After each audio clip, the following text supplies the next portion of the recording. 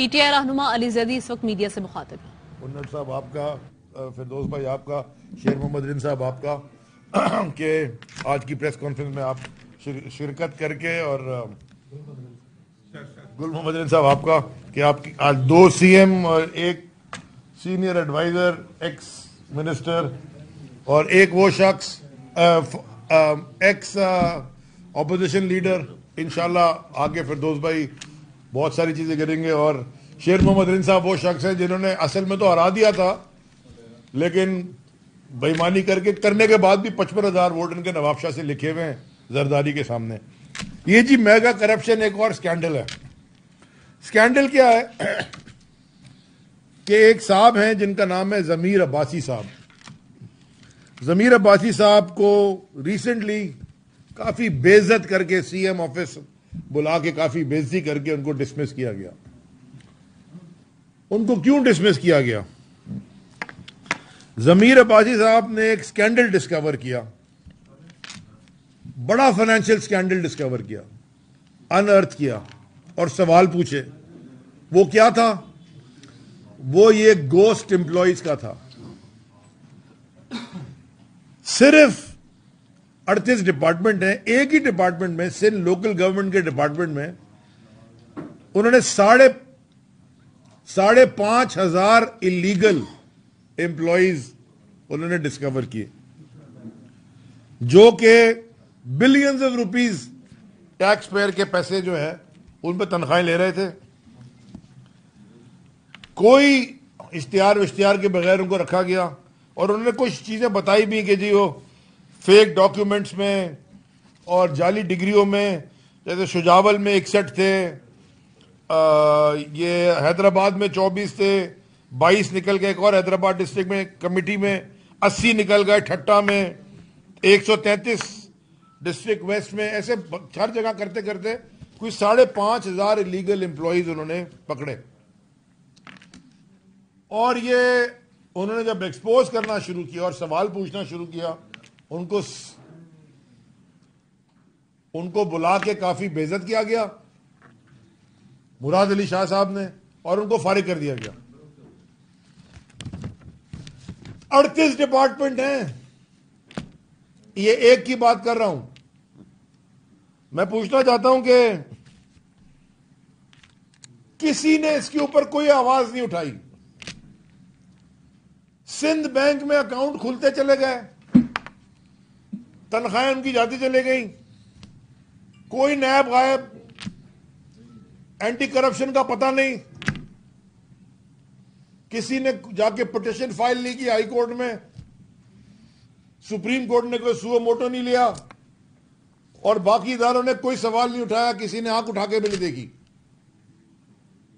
اور افسوس سے میں یہ کہنا چاہتا ہوں کہ ہمارے جو دوست ہیں میڈیا کے، وہ بھی شاید وہ اتنی ساری چیزیں اور تھیں وہ اس میں رہ گئی.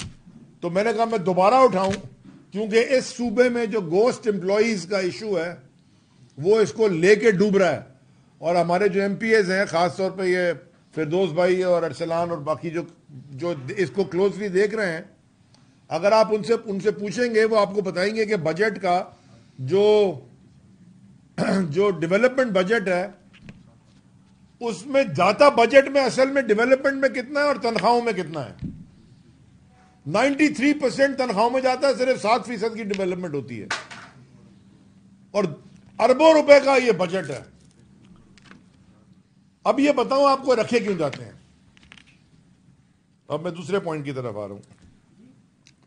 یہ رکھے اس لیے جاتے ہیں گوسٹ امپلائیز سرکار کے اداروں میں، ٹیچرز بنا دو، لوکل گورنمنٹ میں ڈال دو، یہ وہ سارے، یہ آپ کے ROs، یہ پریسائڈنگ افسر بنتے ہیں الیکشن کے دنوں میں. جیسے کہ آپ نے ابھی لوکل باڈیز الیکشن میں دیکھا جو کراچی میں ہوا ہے، کہ وہ جماعت جس کا کوئی دارالخلافہ ہے سندھ کا کراچی، مگر اس کا کوئی وجود یہاں ہے نہیں، لیکن وہ جماعت کہتی کہ ہم سب سے زیادہ یونین کاؤنسل جیت گئے، اور شکریہ کراچی کر کے سعید غنی کاسخیلی کی فوٹو لگا رہے ہیں. یہ ریگنگ کے طریقے ہیں.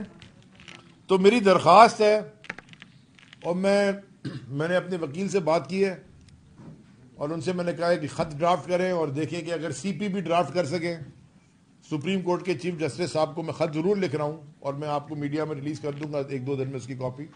میں ان سے پوچھنا چاہتا ہوں کہ کیا وہ ان گوسٹ امپلائیز پہ سو موٹو نوٹس لیں گے جو کہ سندھ کا ویسے ہی ٹیکس کوئی نہیں اکٹھا ہوتا, کراچی سے ہی ہوتا ہے, پورا سندھ وہ چلا رہا ہے, اور اس کے بعد یہ گوسٹ امپلائی بھر بھر کے جو انہوں نے تباہی کی ہے, کوئی اس کا کوئی سوال جواب ہوگا کہ یہ پریس کانفرنس کرنے پہ بھی میں نے توہین زرداری یا توہین بلاول کر دی ہے اور اس پہ میری ایف آئی آر کٹے گی, کیونکہ وہ بھی اب مقدس گائے ہیں شاید پاکستان میں, سیکریٹ کاؤ آصف زرداری, جو کہ پاکستان کا سب سے بڑا کرمنل اور ڈاکو ہے. سب سے بڑا کرمنل پاکستان کا اگر کوئی ہے پولیٹیکل سینیریو میں, سب سے بڑا کرمنل وہ ہے آصف علی زرداری. جو تباہی اس نے کی ہے اس صوبے کے لوگوں کے ساتھ, اس ملک کے ساتھ, اور کرتے چلا جا رہا ہے, اس سے بڑا کرمنل کوئی نہیں ہے. لیکن اس کے اوپر اگر کوئی تو سوال اٹھا لے تو وہ توہین ہے آصف زرداری میں بھی آج کل اریسٹ ہو رہا ہے. دوسری جو بات کرنی تھی جی, میں نے وہ اے پی سی پہ کرنی تھی. یہ جو تماشا اے پی سی کا ہے اس کی بھی کسی کو سمجھ میں نہیں آئی. بڑا جی پریشر ہم پہ, ہمیں سارا کل بھی اے پی سی جی آپ کیوں نہیں. بھائی یہ ساری جماعتیں, ساری کی ساری جماعتیں جو اے پی سی میں بیٹھی ہیں سوائے تحریک انصاف کے اور شیخ رشید صاحب کی جماعت کے, وہ ساری تو پارلیمنٹ میں بیٹھی ہوئی ہیں. تو اگر پارلیمنٹ میں بیٹھی ہیں تو اے پی سی میں ایسا کیا آپ نے فیصلہ ڈسکس کرنا ہے جو پارلیمنٹ میں نہیں کر سکتے؟ ذرا یہ سمجھا دیں کہ آپ پارلیمنٹ سے کیا چھپا رہے ہیں جو آپ نے اے پی سی میں کرنا ہے. آپ پارلیمنٹ میں ڈسکس کریں. پارلیمنٹ میں آپ نے ڈسکس نہیں کرنا, آپ کہتے جی اے پی سی بلاؤ. اچھا پارلیمنٹ میں کیوں نہیں ڈسکس کرنا, اے پی سی کیوں بلا رہے ہیں کہ شاید تحریک انصاف اٹینڈ کر لیں. ذرا مجھے بتائیں اس کا پھر ایک مطلب تو کلیئر ہو گیا نا صحیح, کہ عمران خان کی انوالومنٹ کے بغیر نہیں ہو سکتا, تحریک انصاف کی انوالومنٹ کے بغیر اس ملک کا کوئی سیاسی فیصلہ نہیں ہو سکتا, اور اگر کیا جائے گا تو عوام نہیں مانے گی.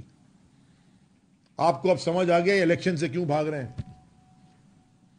یہ الیکشن سے اس لیے بھاگتے ہیں کیونکہ ان کو پتا ہے کہ اگر فری اینڈ فیئر الیکشن ہو گیا یہ وائپ آؤٹ ہو جائیں گے.